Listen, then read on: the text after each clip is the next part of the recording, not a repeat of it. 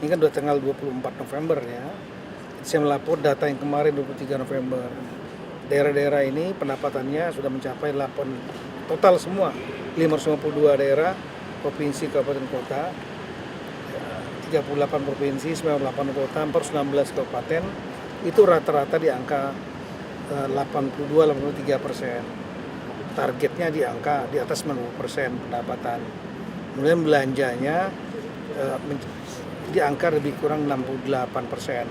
Kita mendorong tentunya belanjanya ya di atas 75%, 80% gitu, supaya kalau beliau tanya kenapa masih apa ada daerah-daerah yang ada simpan di bank, ada totalnya lebih kurang 203 kalau salah 203 triliun dari seluruh gabungan provinsi kabupaten kota, tapi ini terjadi karena satu ya, kepala daerah ini banyak yang dilantiknya kan Februari 2025.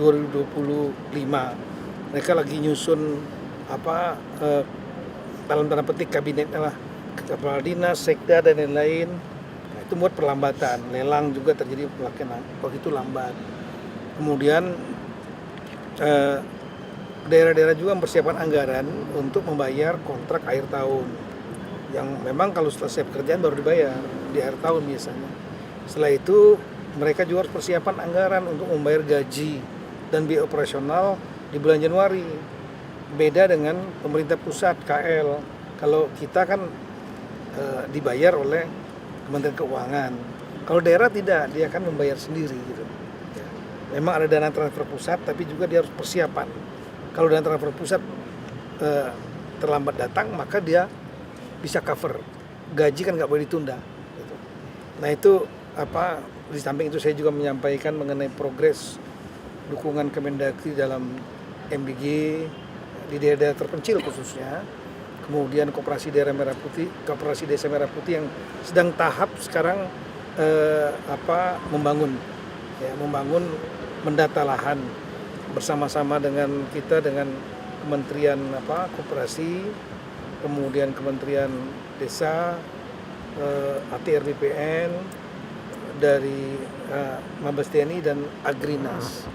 Nah kemudian saya juga menyampaikan kepada beliau mengenai situasi-situasi yang lain lah, ya, mengenai misalnya Komite Percepatan Pembangunan Papua yang sudah saya briefing 3 kali dan saya minta kepada Bapak Presiden berkenan untuk menerima mereka sekaligus memberikan arahan kalau bisa serempak dengan para kepala daerah se-Papua dalam rangka percepatan pembangunan itu, supaya komite ini memiliki mandat, memiliki power, bersama juga dengan KL, kementerian lembaga yang memiliki program di Papua, mendapat arahan dari Bapak Presiden, sehingga Papua ini betul-betul dapat dipercepat, kita dorong percepat pembangunannya. Saya kira itu. Pak tadi kan sama Kemenkyu juga Pak, sama BRIN juga. Iya, BRIN kita sama Kemendagri. BRIN umum beliau menyampaikan bagaimana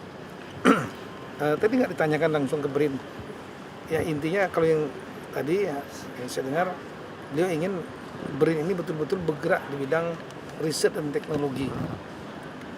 Mulai dari di bidang pertanian, perikanan, kemudian di bidang manufacture, kendaraan nasional dan lain-lain, banyak sekali. Ya. Nah, dengan Kementerian Keuangan ya diantaranya kita membahas mengenai satu yang saya minta ya, yaitu mengenai adik-adik kita yang dari Papua yang sekarang mereka kuliah di luar negeri. Kalau salah jumlahnya 300 lebih, itu ada di Amerika, di Australia dan lain-lain. Data kami adalah 56 orang yang belum selesai, belum dibayar dan sering terlambat dibayar dari Pemda. Totalnya 37 miliar sebetulnya. Pemda Papua dan Papua Pegunungan itu terutama. Nah, saya melihat daripada kompleks, lamban, kasihan itu nggak bisa ditunda. Saran saya agar pembiayaannya diambil alih oleh Menteri Keuangan melalui LPDP. Perintah Presiden setuju. Yang 37 ini akan diambil alih oleh LPDP. Saya segera menyerahkan datanya kepada Menteri Keuangan dan Menteri Luar Negeri. Tadi Pak Menlu juga ada. Terima kasih. Pak, soal polemik pelayanan kesehatan di Papua itu dibahas nggak Pak? Iya, iya. Itu seperti apa Pak? Saya melapor pada beliau.